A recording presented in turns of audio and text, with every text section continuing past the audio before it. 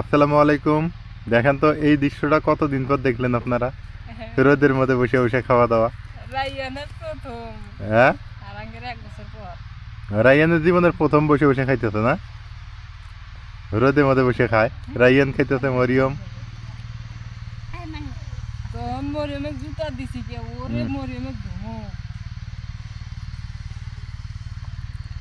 শীতের দিন এটা একটা গ্রামের মজা না? খেত খামারে বসে সালাদ থাকলো নি দুনিয়া পাতা দিয়ে দিছে দিছে দিছে দিছে দিছে ভাত খাইছে ভাত আছে না খুব বস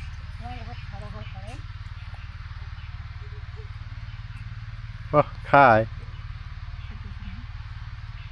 ওই যে মরিয়ম, এই কোন যায় আন্দাজি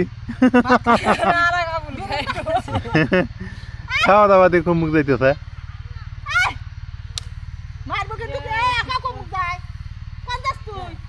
খাবো না কি সুন্দর করে উঠলো এই মরিয়ম, ভাত খামো এ তো কঠিন জিনিস। আয় ওই ওই খাবো, আয় তুমি খালি রাইয়ান খায়, তুমি খাও, রাইয়ান খাবো, ওই খালি খায়।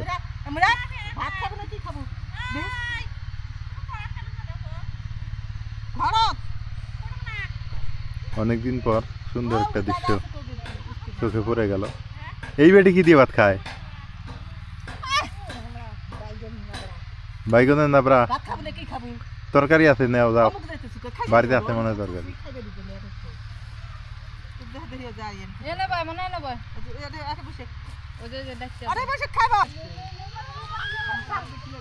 গ্রামের এই দৃশ্যগুলো দেখে খুবই ভালো লাগে। গ্রাম বাংলার প্রকৃতির একটা সুন্দর দৃশ্য।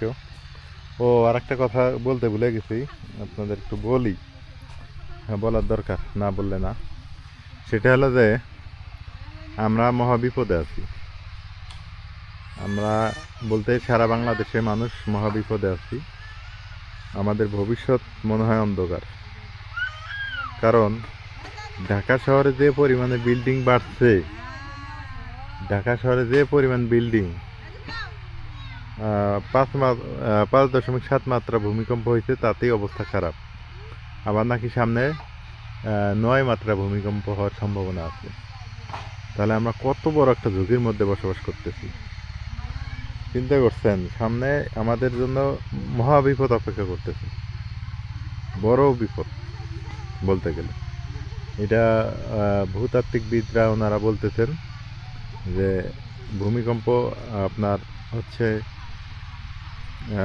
অচিরেই আসতেছে। তো যারা ঢাকায় আছেন তারা অবশ্যই ঢাকা ত্যাগ করার চেষ্টা করেন। কারণ এটা আমি আতঙ্কিত করতেছি না, এটাই রিয়েল কথা, এটাই বাস্তব। কারণ ঢাকা শহরে শুধু ভবন উঠেছে আর উঠেছে শুধু ভাড়া খাওয়ার জন্য, টাকা খাওয়ার জন্য, কিন্তু সেটা কোনো নিয়ম মাফিক, নিয়ম মেনে করা হয়নি।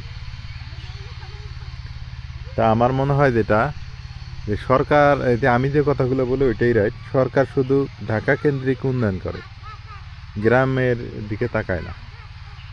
যার ফলে আল্লাহ না করুক যদি 9 মাত্রা ভূমিকম্প হয়, বাংলাদেশে অর্ধেক জনগণ মারা যাবে। কিভাবে? বাংলাদেশের যত গ্রামের মানুষ আছে সবাই হলো ঢাকায়, এবং বিল্ডিংয়ে আল্লাহ না করুক, এই মহামারী থেকে আল্লাহ আমাদের উদ্ধার করুক। কঠিন অবস্থায় আমরা, কঠিন চিন্তায়, গ্রামেই থাকা যায় না ভূমিকম্প হলে। আবার শহরে যে বিল্ডিং, ভবন, দেখা গেল আপনি ফাঁকা মাঠে আছেন, ঠিক আছে, আপনার কোনো সমস্যা নাই, কিন্তু বিশাল একটা ভবন ভেঙে আপনার গায়ের উপরে পড়ে গেল, একটা ইট এসে মাথার উপরে পড়লো, এই যে ব্যাপারগুলো। তো আমরা কিন্তু নিজের দ্বারাই অনেকেই ক্ষতি হয় না। অনেকে বলবেন যে আমরা তো নিচতলায় থাকি, আমাদের কিছু হবে না। এটা ভুল ধারণা, নিচেই ক্ষতি হতে পারে, উপরতলায় থাকি কিছু হবে না, এটা বলা যাবে না। আমরা কঠিন বিপদের মধ্যে দিয়ে দিন যাপন করতেছি। আমাদের সামনে ভয়াবহ একটা, নাজমিন তুমি কি শুনছো 9 মাত্রা ভূমিকম্প আসতেছে? হ্যাঁ, তাহলে এই যে 9 মাত্রা ভূমিকম্প আসলে বাংলাদেশে কি হবো? এই কয়দিনের মধ্যে বলে এই কিছুদিনের মধ্যে বলা হওয়া কথা। আরো যদি হ্যাঁ। হয় তাহলে সেই যেটা হয়ে গেল এটা তো 5, এর এর থেকে চাইতে বড়। 4 গুণ আসবো। আর কয়দিন আছে? মানে 4 গুণ বলতে 4 ইয়ার, হ্যাঁ? এক সপ্তাহ টাইম দিছে মনে হয় না? এই অল্প কিছুদিনের মধ্যে এটা হবো। এই দুনিয়ে মানুষের এই গ্রামে ওঠা কেমন করি হয়েছে এই শাড়ি হ্যাঁ পানাচ্ছে তাও তো মানুষ সোজা হয় না মানুষ হয় সোজা হ্যাঁ, মানুষ সোজা হবে কেন কি? মানুষ খালি বিল্ডিং এ তুলবে আছে। ঢাকা শহরের অবস্থা খারাপ হয়ে যাবে বিশেষ করে আমার জানা মতে। ঢাকা শহরে যে বড় বড় ঢাকার বিল্ডিং, রাস্তা ফাটছে, বিল্ডিং ফাটছে, মানুষ মরছে। হচ্ছে তুমি যদিও কাছে আর যদি 9 মাত্রা হয় ঢাকা শহরে গাড়ি ঢুকান যাবে না, গাড়ি এই বিল্ডিং এর ঠেলায়। অঠি বেশি এলে ফুটো রাতে দিস না। বাচ্চা আগে হোক যারাই থাক ঢাকা শহরে, কইছি কথা কইছি যে ঢাকা শহরে এখন বসবাস করা খুব দায় হয়ে যাবে। রিক্স মানে কঠিন রিক্স। আয়ের মধ্যে কথা কথা, আয়ের মধ্যে মালিক আল্লাহ, তারপরও রিক্স একটা আর কি থেকে যাবে।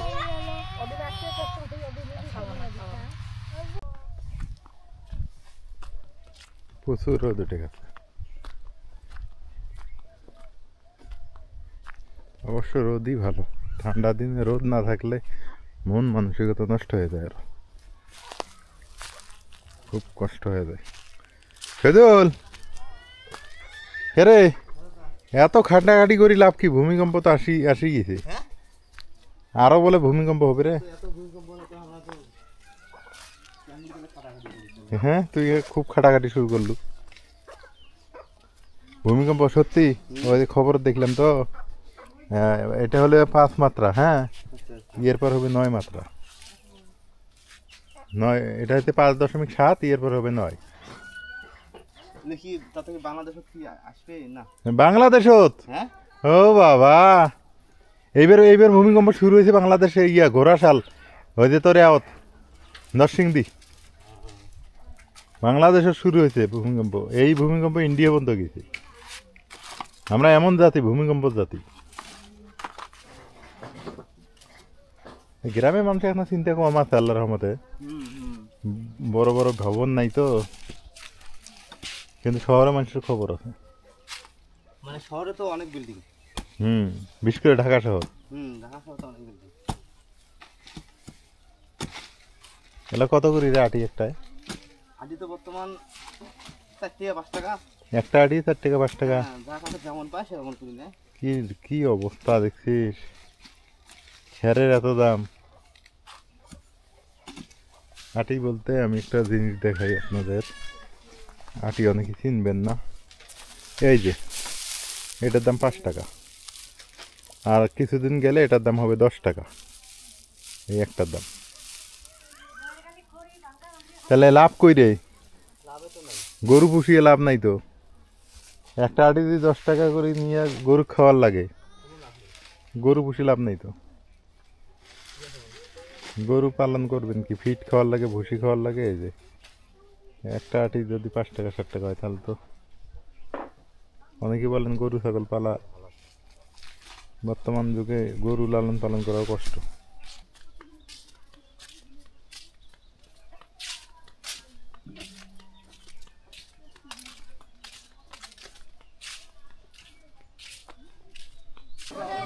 সন্ধ্যা হয়ে গেছে, বাজারে একটু আসলাম।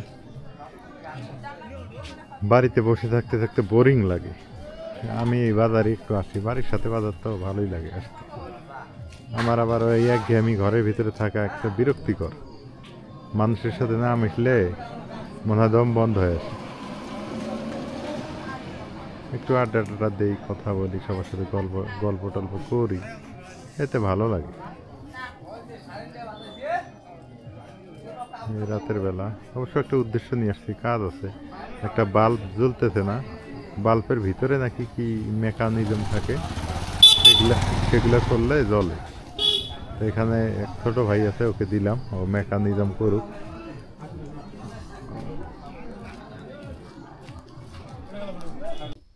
ওই বলটা ভালো করে, বল ভালো, বলের একটা বল কেটে গেছে। বলের ভিতরে সার্কেল গোল, এরকম গোল না, এই গোলাই আকারে অনেকগুলো বল আছে, হ্যাঁ বুঝছি। তারই মধ্যে একটা কেটে গেছে, একটা কেটে দেওয়া মানে ব্যাগটি কেটে গেছে, ঠিক কেটে গেছে। বুঝছো? ও, এই হলো অবস্থা। ঠিক করে পাবো। তো রায়ান কি কয়? রায়ানের সাথে তো ঘুম নাই। বা বাবা মাইক টেস্টিং করতেছে। মাইক টেস্টিং আমি শুনলাম তো, আসতেছি দিমাগ দিয়ে মাইক টেস্টিং করে। আমি শুনলাম তো, ঘরে আসলাম না, কি সুন্দর করতেছে, বা তোমাকে জিজ্ঞেস করতেছে এত খাচ্ছ? আব্বু, আব্বু কো আব্বু, আসো আসো, খেলো। সুখবর আছে, রাইয়ান এখন হাঙ্কুরে দেয়, হামাগুড়ি দেয়, সারা বাড়ি ঘুরে বেড়ায়। কেউ বেড়ায়? হ্যাঁ, হ্যাঁ আমার। এটা তো পড়বো। তো সবাই ভালো থাকেন, রাত হয়ে গেছে, আল্লাহ হাফিজ।